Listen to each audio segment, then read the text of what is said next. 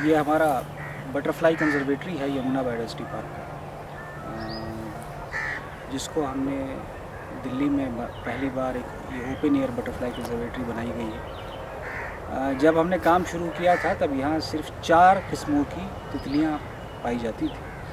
आज हमारे यहाँ 75 किस्मों की रिपोर्टेड हो चुकी हैं, जबकि दिल्ली से कुल 85 किस्म की तितलियाँ रिपोर्टेड रही हैं। यानी हम 75 वापस ला पाए हैं। अभी 10 की और कमी है, वो भी जल्द ही आ जाएंगे जैसे जैसे ये डेवलप होगा।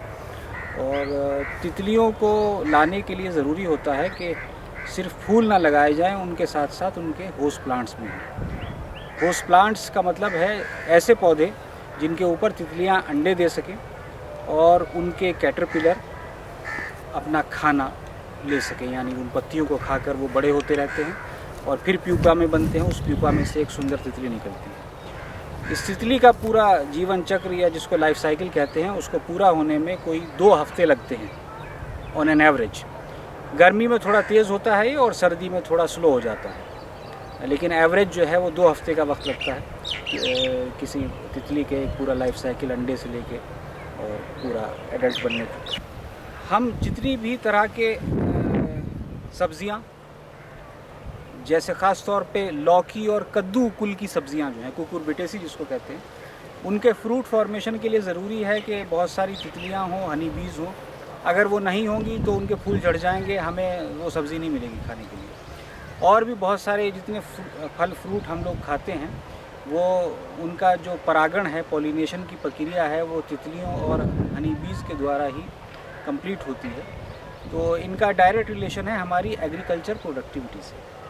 अगर ये नहीं होंगे, ये पॉलिनेटिंग एजेंट्स नहीं होंगे या कम हो जाएंगे, तो हमारी एग्रीकल्चर प्रोडक्टिविटी फ्रूट्स की, वेजिटेबल्स की, वो कम हो जाएगी। देखिए, दिल्ली में बहुत से पार्क हैं, उनमें बड़े अच्छे अच्छे फूल भी हैं, लोग जाते भी हैं, एंजॉय करते हैं, लेकिन तितलियां नज़र नहीं आती। इसका कारण मैं यही बताऊंगा कि वहाँ फूल तो हैं, लेकिन ऐसे पौधे नहीं हैं जिन पर वो अपने अंडे दे सके और उनके बच्चे फल फूल सकें, यानी होस्ट प्लांट्स।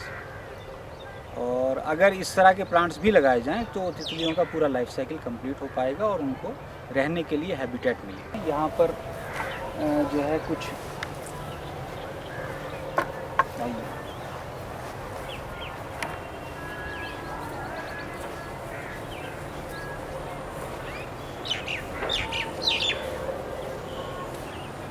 चाहे नींबू हो, चाहे मौसमी, चाहे संतरा, वो एक बहुत अच्छे होस्ट प्लांट्स हैं। उन पर कई किस्मों की जो तितलियां हैं वो अंडे देती हैं और उनके कैटरपिलर्स फीड करते हैं।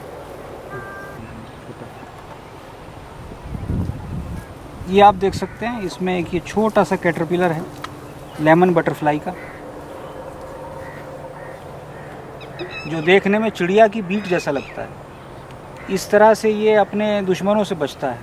ये एक तरह का जो है वो डिसेप्शन कर रहा है, चिड़िया की बीट जैसा दिख रहा है, तो कोई चिड़िया इसको खाने की कोशिश नहीं करती है, वो बेवकूफ़ बन के चली जाती है, खाने की चीज़ नहीं है।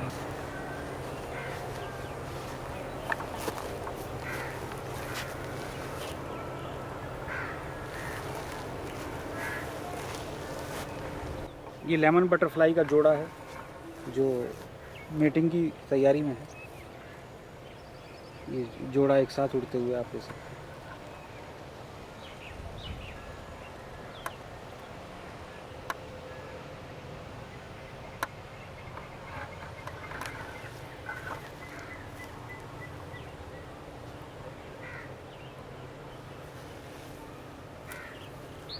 समीर, इसको खोलो।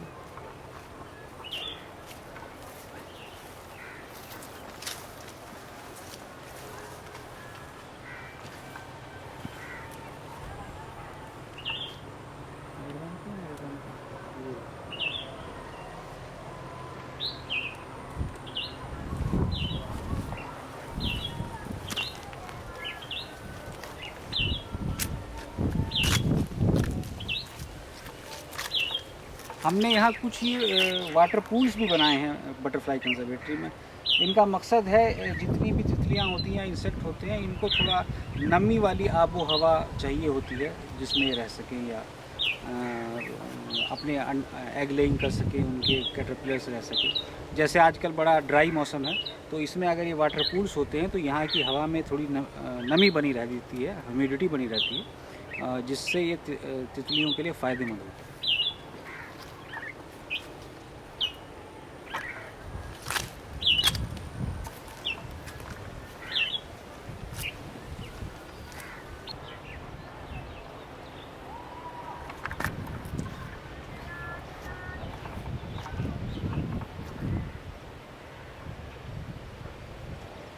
ये प्लेन टाइगर बटरफ्लाई।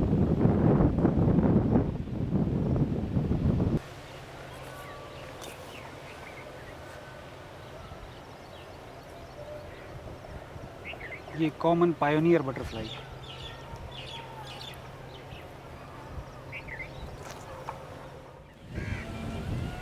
ये मिसवाक का पौधा है, जिस पर एक तितली, जिसको स्मॉल साल्मन अरब कहते हैं, हर साल हमारे पार्क में अप्रैल मई के महीने में ये कहा जाए कि लाखों की तादाद में अंडे देती है, और इसका पूरा लाइफ साइकिल इसी पर कंप्लीट होता है। यहाँ पर अभी इसके एग्स भी नज़र आ रहे हैं और कुछ कैटरपिलर्स भी आप देख सकते हैं। और ये तितली ख़ास तौर पर एरिड जोन की बटरफ्लाई है। इसका डिस्ट्रीब्यूशन हमारे देश में दिल्ली से पश्चिम की तरफ राजस्थान, पंजाब, हरियाणा, गुजरात और आगे पाकिस्तान की तरफ मिलता है, लेकिन पेनिनसुलर इंडिया में ये तितली नहीं पाई जाती। तो हम ये कह सकते हैं कि दिल्ली एक ऐसी जगह है कि जहाँ पर 2-3 तरह के जो जोन हैं, जू जोग्राफिकल रीजन इंडिया में, पेनिनसुलर इंडिया हो, हिमालयन हो या वेस्टर्न एरिड जोन हो, वहाँ सभी की कुछ कुछ किस्मों की तितलियाँ आके एक जगह मिलती हैं और हमें देखने को मिल जाती हैं। हमारे वेटलैंड्स फंक्शनल इकोसिस्टम हैं, जिनके अंदर बहुत सारे एक्वेटिक प्लांट्स भी मौजूद हैं। एक्वेटिक प्लांट्स मौजूद हैं तो उनको खाने वाले, उनके ऊपर अंडे देने वाले ड्रैगन फ्लाइज़ और डैमसल फ्लाइज़ मौजूद हैं, जिनका लार्वा 6 महीने तक पानी में रहता है और मस्कीटो लार्वे को खाता है। और ये जो adult dragon flies, damsel fly हैं, ये भी एडल्ट मस्कीटोज़ को खाती हैं। तो एक पूरा उनका बायोलॉजिकल कंट्रोल एजेंट बड़े अच्छे से फलता फूलता है एक फंक्शनल वेटलैंड इकोसिस्टम में।